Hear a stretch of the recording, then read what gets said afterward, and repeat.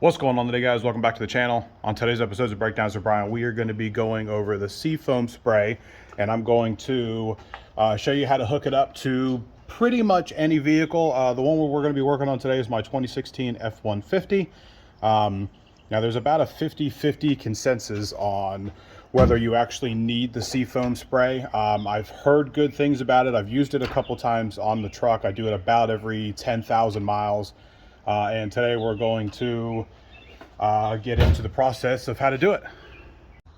All right, first of all, it's going to go, there are some pretty good directions on the back of here, but we're going to go just before the throttle body here.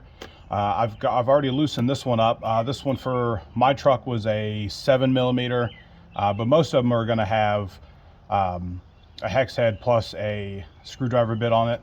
Now what you're going to want to do is you're going to want to pop this off here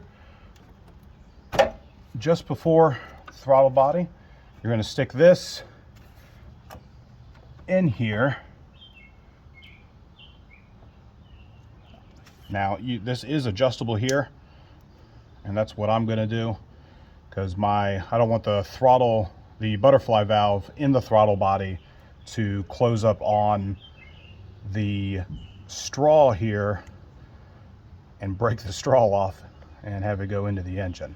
So we're just going to make it a lot smaller here, and then I'm going to just put it right in there, and then I'm going to try to close this here again. Now obviously it's going to be a little harder because you have that nozzle sticking in there.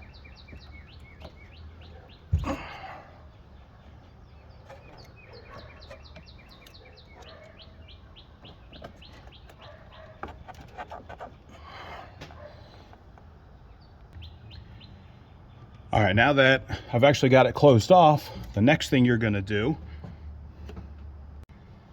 All right, now that I've got mine on in there, that's mine. See, mine's not closed. The line's not hooked up all the way, but as long as the entire thing is all the way around it, so you're not getting any really of the outside air or anything under here can get in there.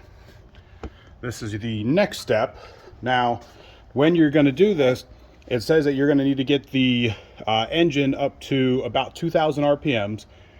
So if you don't have the adjustable pedals, mine do.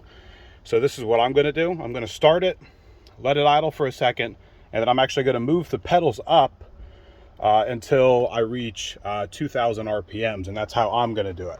If you don't have the adjustable pedals, that's fine. You just are going to need a second person to either sit in the truck or your vehicle and hold it to 2,000 while the other person sprays.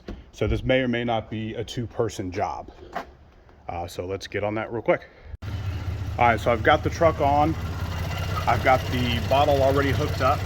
What you can expect from it when you set it to 2,000 RPMs, as soon as you hit the spray here and put it in there, the idle is going to dumb down, so you don't want to hold it or it's going to stall out the vehicle. If you've never done it to any of your vehicles, there's going to be a good amount of white smoke coming out of the tailpipe, which is completely fine. So like I said, I'm going to come over here. I'm going to move the pedal up a little bit.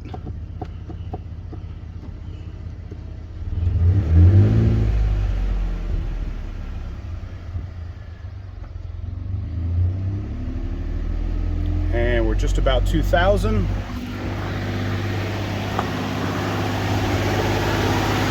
Once I start spraying, you'll hear it go down.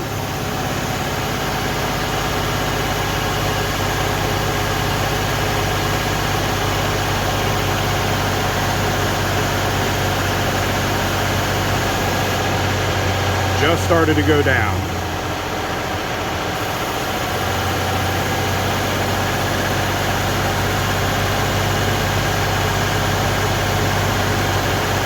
You can see, I don't know if you can see it, but the engine's shaking a little bit because it's wanting to stall it out.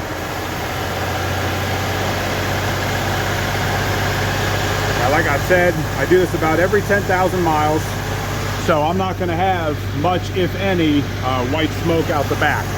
Especially if you have a vehicle that's got, you know, 100,000+ miles and you've never done it, you're definitely going to get that white smoke out the back. Now it'll probably take about 3 or 4 minutes to do the entire can, so I'm not going to film that. So we'll cut it off here and come back. Alright guys, so I'm about almost done with the can. As you can see, a little bit of white smoke that I was talking about. It's gradually getting a little more cloudy over there. It's pretty decent. I will say the first time that I did it on the truck, it was a lot of smoke, like campfire type smoke.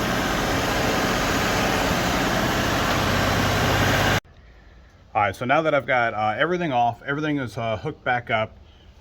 It does tell you to make sure the engine is warm before you spray it in there. Once you're done, it says it takes about 7 minutes to do. Once you're done, you're going to want to let it sit for 10 minutes, basically enough time for you to clean up. And then you're going to want to run your vehicle, and it specifies under load. So I live like half a mile from the interstate. I'm going to go up about 2 miles and turn around. I'm going to give it a little bit of gas. And I doubt that I'm going to get too much white smoke, like I said, because I've done it a few times. But if I do, I'll come back and record that for you. But other than that, if you guys have any questions or comments, go ahead and leave them down below.